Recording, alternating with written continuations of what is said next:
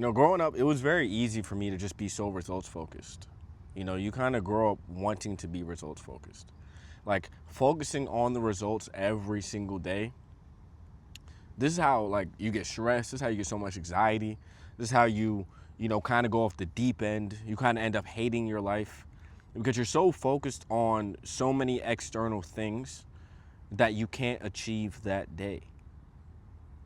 And I know a lot of people like to say it's delayed gratification. You have to wait to the future. But I'm like, bro, this is some fucking bullshit because I'm stressed out thinking about all these goals and dreams I have to hit. And, having goals and dreams, there's nothing wrong with that.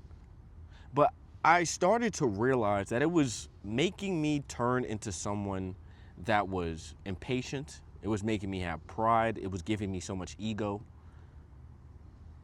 Because every single day I'm focused on something I can't obtain today. And most people would take when I say that means, oh, so should I chase cheap dopamine that I can get really quick, which is like eating sugar or smoking weed or drinking or falling into my lust or watching porn. No, I don't mean that at all. I actually don't want you to do those things. I actually advocate against those things a lot. But I do know how to make sure you find peace with yourself every single day on the day that you are on today. And that comes from a disciplined regimen surrounded by God. A disciplined regimen surrounded by God is the way you will find peace within yourself, no matter where you are, no matter if you're locked up in a jail cell with nobody around you, or if you have $1 billion in your account. If you have a faith in the Lord Jesus Christ and then a disciplined regimen surrounded by Him fulfilling His purpose, you will find peace every single day of your life. You will find fulfillment, you will find confidence, and you will find that life is worth living because you're not living for you. When you live for yourself, you notice how miserable you are because you live for yourself every day. When you want to drink, you take a drink. When you want to smoke, you want to smoke. When you want to scream, you want to scream. When you want to operate off of your feelings, you operate off of your feelings. Where has that gotten you? Hasn't it just gotten you straight misery? Hating yourself, wondering what's the next answer? Our hearts can't be filled with anything besides eternity. That's going to give us rest within ourselves. Why do you think some people make $1 billion and they still end up offing themselves? Because they thought the money would bring them peace, and then they found out, oh shit, what? And they never want to look towards Jesus because that requires that they have to make a change. But most people are so stuck in their identity that an identity change seems like something that would make them uncomfortable, and most people don't want to be uncomfortable.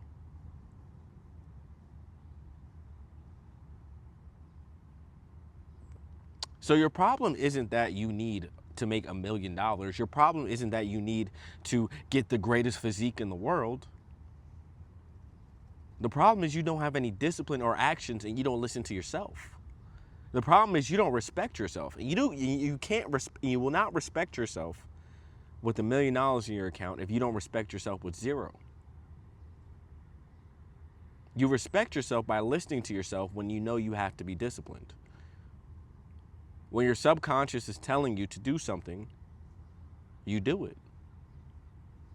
And when the flesh is telling you to do something, you don't. It's not complicated. It's not complicated because when your discipline underweighs the amount of money you make, that is the recipe for disaster.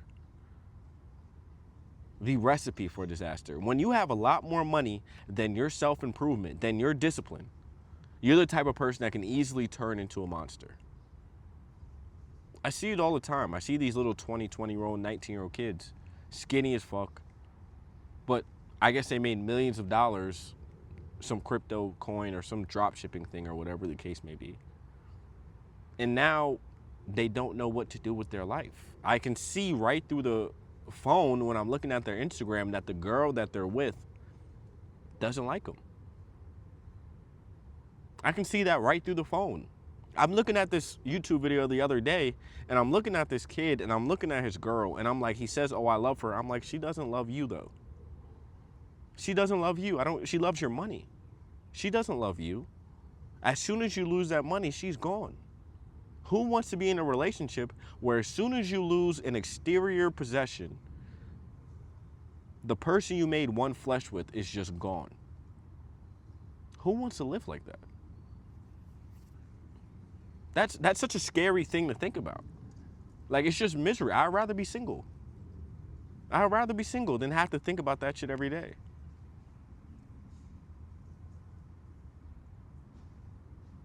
And this doesn't mean I don't want to take care of my woman. I work hard every day to take care of my woman. But if I knew as soon as I had one little pitfall in my life or one little bump in the road that she's gone, I would never ever get with that woman. And you can tell this immediately as soon as you start speaking, or the first couple of days of knowing a woman if she's that type of person. I can tell that shit in the first 30 minutes of talking to somebody.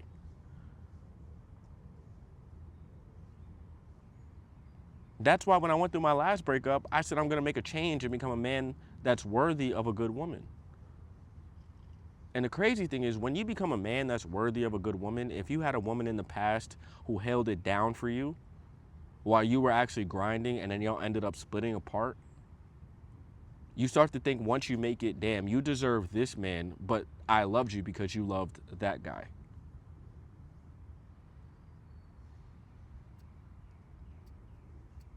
It's crazy how such an oxymoron there, where I made it this far and I wish you would have received this successful guy. But the reason I love you is because you loved the guy who didn't have the success.